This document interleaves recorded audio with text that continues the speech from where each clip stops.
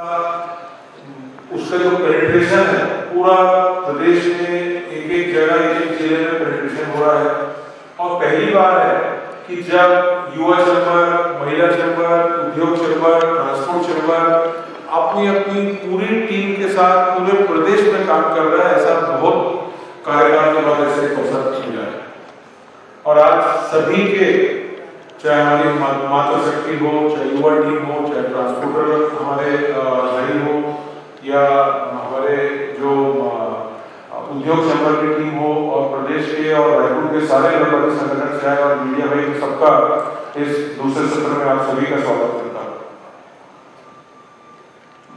मैं याद है जब जीएसटी हमारा लगा था तो डॉक्टर रमन सिंह साहब उस समय सीएम थे, और हम लोगों ने छत्तीसगढ़ चैम्बर कंधे से कंधा मिला के उसको लागू करने के लिए, सक्सेस करने के लिए हर जिले में हर जगह पे कैंप लगाना। उस समय आदरणीय अमर अग्रवाल साहब वाणिज्य मंत्री थे, और हम लोगों ने पूरे हिंदुस्तान में छत्तीसगढ़ को अग्रिम राज्य मान के एक जवाबदारी दी गई थी। 75,000 रजिस्ट्रेशन खाली छत्तीसगढ़ चैम्बर ऑफ कॉमर्स के कैंपों द्वारा हुआ था, जो कि टोटल निःशुल्क था। ऐसे उस समय उनका नेतृत्व था डॉक्टर रमन सिंह साहब का, और लगातार चाहे अरुण जेटली साहब आते थे या दिल्ली से जो भी जीएसटी की टीम आती थी, हम लोग मिलते थे, सुझाव रखते थे। बहुत सारे काम थे जिसमें उसमें सुझाव, परिवर्तन, चेंज, ऐसे आदरणीय रमन सिंह साहब के नेतृत्व में हम लोगों ने सब कराने की वो उपलब्धता हम लोग को मिली, और हम लोग को उस समय भी चैम्बर में एक बहुत आई थी।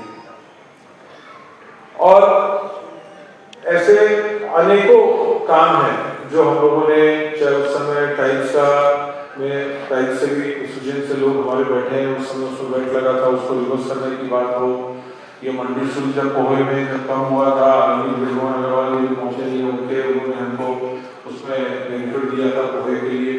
तो ऐसे अनेकों काम हैं जो हम लोगों ने डॉक्टर साहब के कार्यकाल में किया, और प्रदेश के चाहे उद्योग हो, चाहे व्यापार हो, सब लोगों ने लगाते दिए।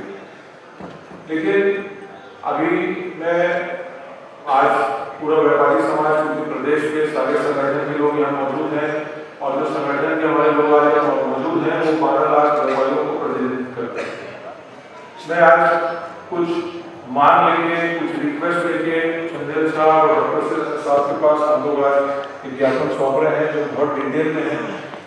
जीएसटी में जो पहले 400-500 जो चेंजेस हुए थे, बहुत पॉजिटिव चेंजेस हुए थे, व्यापारियों के हित में चेंज हो रहे थे। अब बाद में जो चेंजेस हो रहे हैं, कहीं ना कहीं जो प्रधानमंत्री के विजन है ईज ऑफ डूइंग बिजनेस, वहाँ पे कहीं ना कहीं हम लोग मार खा रहे हैं।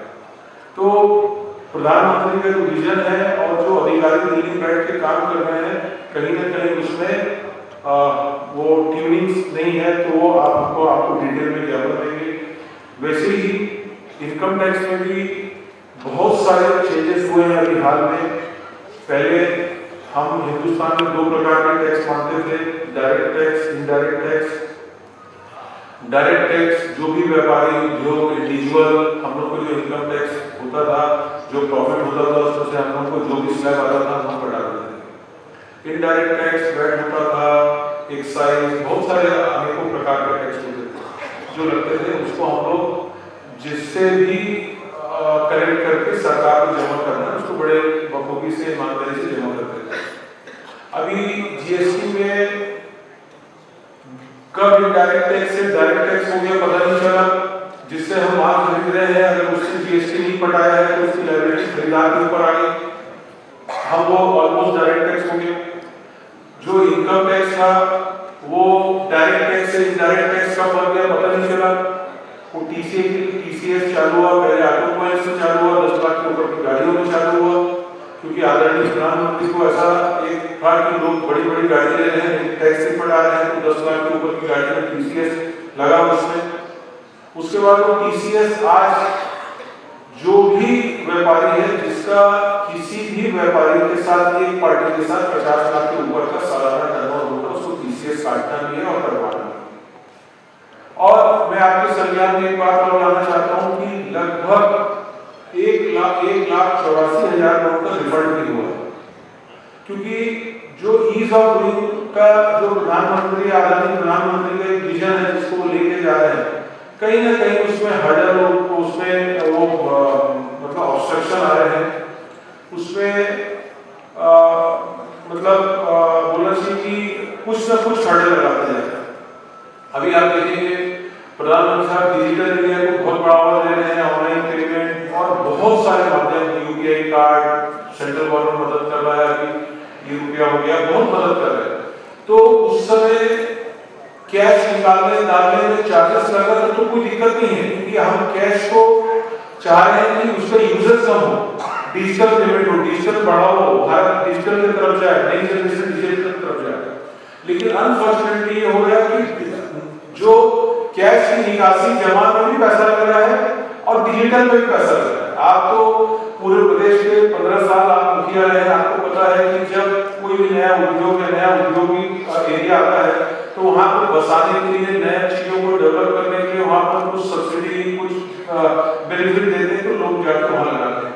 अगर हमको डिजिटल एक्चुअल में जो प्रधानमंत्री का विजन है उसको ड्राइव करना है, तो डिजिटल में हमको जो चार्जेस कर रहे हैं उसको माफ करना चाहिए और जो भी लगना चाहिए कैश के ऊपर लगना चाहिए। तब सरकार की नीति एक क्लियर डायरेक्शन में जा रही है। अगर दोनों में चार्जेस आ रहा है तो क्लियरिटी नहीं आ रही। सब हम लोगों ने आपको, जब आप आए, हमने कॉपी का आपको बंडल भेंट किया। हम जितने भी अतिथि सुबह से आ रहे हैं हम इसी बंडल से दे रहे हैं, क्योंकि वो कॉपियां किसी गरीब बच्चे के काम आ जाए, उसको न्यूज़पेपर से हम लपेट रहे हैं ताकि नया कोई उसमें इशू नहीं हो। उसको जो बांध रहे हैं उसको एक रस्सी से हम लोग बांध के दे रहे हैं ताकि प्लास्टिक का यूज ना हो, ना हमको सेलो टेप लगाए। हम भी सिंगल यूज प्लास्टिक के अगेंस्ट में है। लोग सिंगल यूज प्लास्टिक नहीं होना चाहिए, नहीं वापरना चाहिए। लेकिन चंदेल साहब भी स्कूल पढ़े हैं, कॉलेज पढ़े हैं, डॉक्टर साहब भी हैं। स्कूल के बाद जो बाइयां बैठती हैं, छोटी छोटी बाइयां, जो बेर, वो चना, मुर्रा या ठेले में जो केला, संतरा ये सब बेचते हैं, उनके ऊपर कार्रवाई हुई है। छोटे छोटे रेस्टोरेंट है, छोटे छोटे किराना दुकान है। लेकिन आप देखेंगे जो बड़े हैं, आप पियर्स साबुन, उसमें कितना पतला पॉलिथीन है। आप देखिए दवाई के जो डब्बे हैं वो एक मीठा डब्बा है, उसके ऊपर एक प्लास्टिक है, अंदर भी प्लास्टिक है। जितने फर्नीचर की दुकान में चले जाइए फर्नीचर प्लास्टिक से लपेटा हुआ। मैं ऑटोमोबाइल व्यवसाय से आता हूँ, गाड़ी में प्लास्टिक लपेटे हुए। जहां पे प्लास्टिक का 80% प्लास्टिक ऑर्गेनाइज सेक्टर यूज कर रहा है, hardly 10-15% plastic unorganised sector use कर रहा है। कहीं ना कहीं पे नीति निर्धारण में जो अधिकारी बैठ के पॉलिसी बना रहे हैं, आपके माध्यम से हम लोग को बहुत आसान होता था केंद्र शासन में हमको जो भी नियम चेंज कराने के लिए।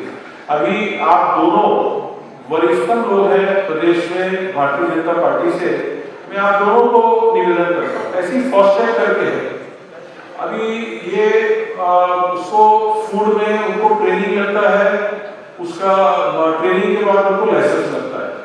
पहले दवाई वाले जो ड्रगिस्ट होते थे दुकान में बैठ के वो शीशी में और गोली बनाते थे, या किराने वाले खुला सामान बेचते थे। अभी 99% किराने दुकान, 99% दवाई की दुकान या 100% दवाई की दुकान जो छोटी छोटी है, 700, 800, 1500 रुपए उनको देना पड़ रहा है चार्जेस। आज बंद माल खरीद के बंद माल बेच रहे हैं, इनके ऊपर वो ट्रेनिंग की अनिवार्यता नहीं होनी चाहिए।